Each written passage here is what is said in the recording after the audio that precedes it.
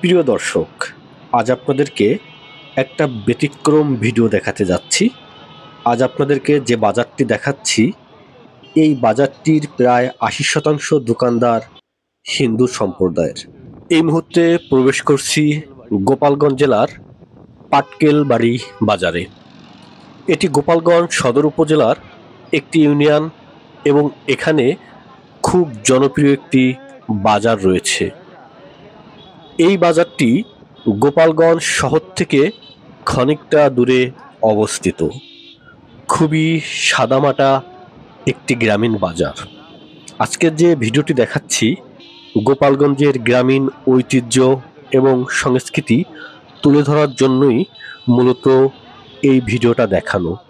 এখানে কোনো সম্প্রদায়কে ছোট করার কোনো উদ্দেশ্য বা ইচ্ছা নিয়ে এই ভিডিওটা করা নয়। গোপালগঞ্জ বাংলাদেশের খুবই জনপ্রিয় এবং গুরুত্বপূর্ণ একটি জেলা।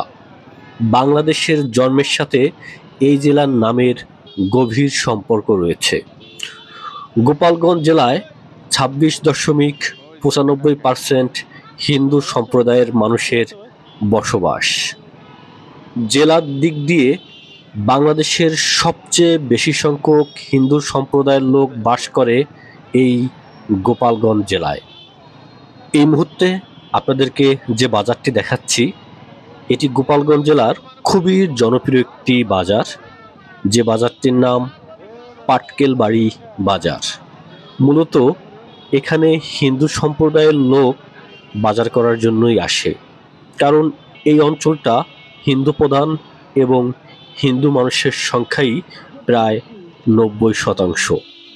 এই বাজারের সংস্কৃতিটা এমন, বহুকাল থেকেই এই বাজারে হিন্দু ধর্মের মানুষেরা ব্যবসা করে আসছে। এই বাজারের অধিকাংশ ক্রেতা এবং দোকানদার হিন্দু মহিলারা।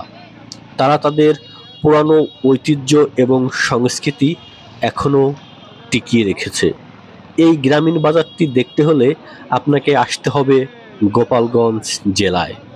গ্রামীণ পরিবেশের এই সৌন্দর্যতম হাটটি দেখতে হলে আপনাকে ছুটে আসতে হবে গোপালগঞ্জ জেলার পাটকেলবাড়িতে। গোপালগঞ্জ এমন একটি জেলা যেখানে কোনো সাম্প্রদায়িকতার ঠাঁই নেই। এখানে সকল ধর্মের মানুষ একসাথে মিলেমিশে শান্তিতে বসবাস করে। তাই তো গোপালগঞ্জ জেলা সারা দেশের মানুষের কাছে অনেক বেশি গৌরবের, অনেক বেশি সম্মানের।